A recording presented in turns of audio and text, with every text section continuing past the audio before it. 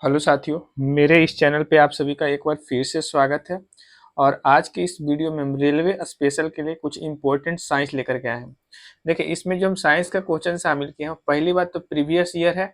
और इसमें जो फैक्ट शामिल किए हैं वो एनसीईआरटी से शामिल किए हैं। ठीक है, तो आप सभी ध्यान से सुनिएगा। और इसमें जो क्वेश्चन करवा रहे हैं वो ग्रुप डी हो गया, एएलपी हो गया, टेक्नीशियन हो गया। आप किसी भी एग्जाम के लिए इस वीडियो को देख सकते हैं।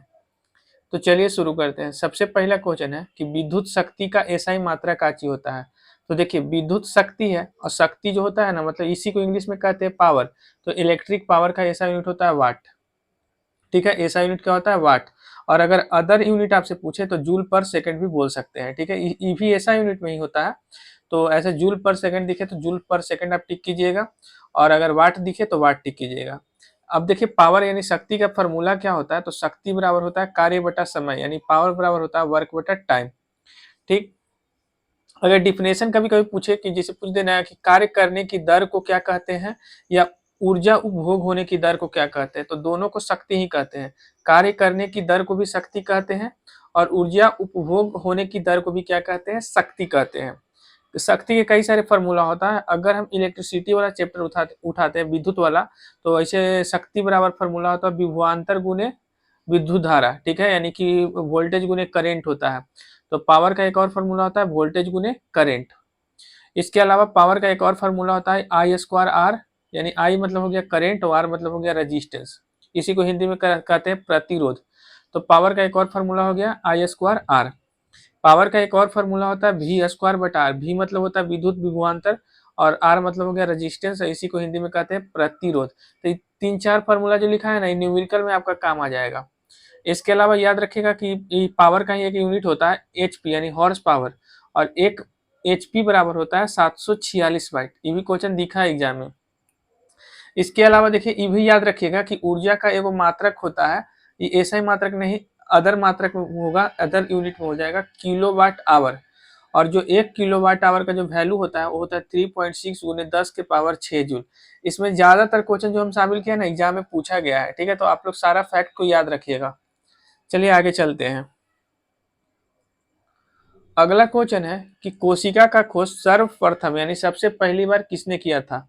तो कोशिका का खोज सर्वप्रथम रॉबर्ट हुक ने किया था 1665 में। और इस टाइम जो कोशिका का खोज किया गया था वो मृत कोशिका था। ठीक है, जो कि कॉर्क में खोजा गया था।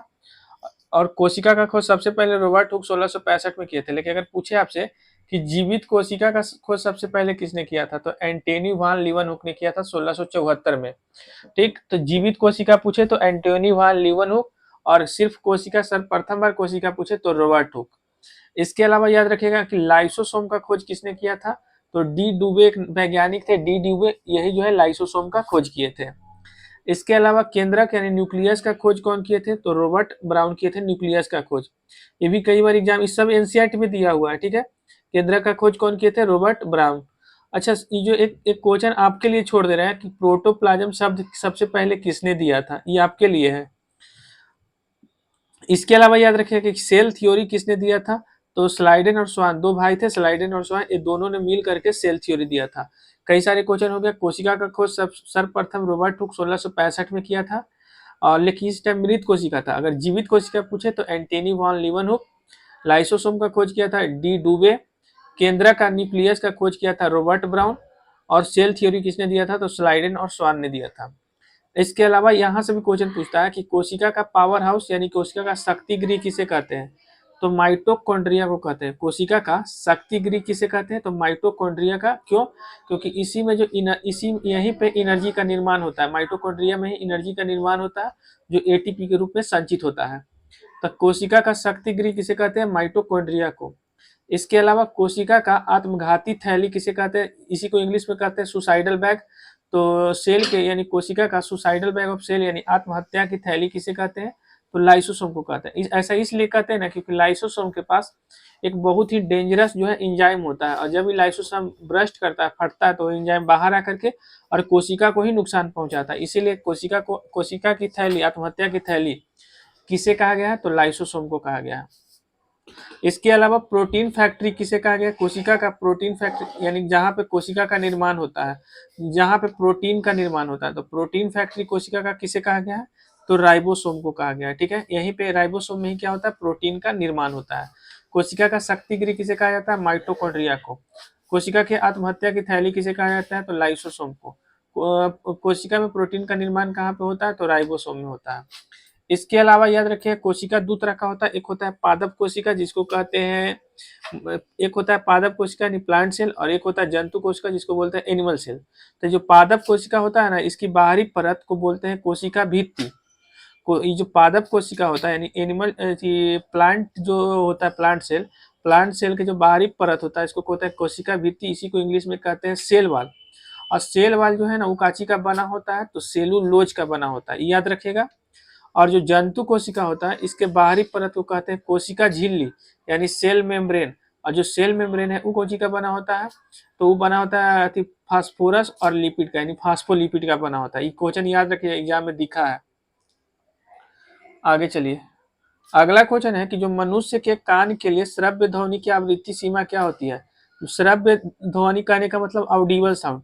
तो जो ऑडिबल साउंड होता है ना उसकी आवृत्ति यानी फ्रीक्वेंसी कितनी होती है, तो 20 हर्ज से लेकर के 20,000 हर्ज तक होता है। जो ऑडिबल साउंड यानी श्रव्य ध्वनि होता है ना इसकी आवृत्ति यानी कि फ्रीक्वेंसी कितनी होती है, तो 20 हर्ज से लेके 20,000 हर्ज तक। ऐसे तीन तरह का ध्वनि होता है, एक होता है श्रव्य, दूसरा होता है अपश्रव्य और तीसरा होता है पराश्रव्य।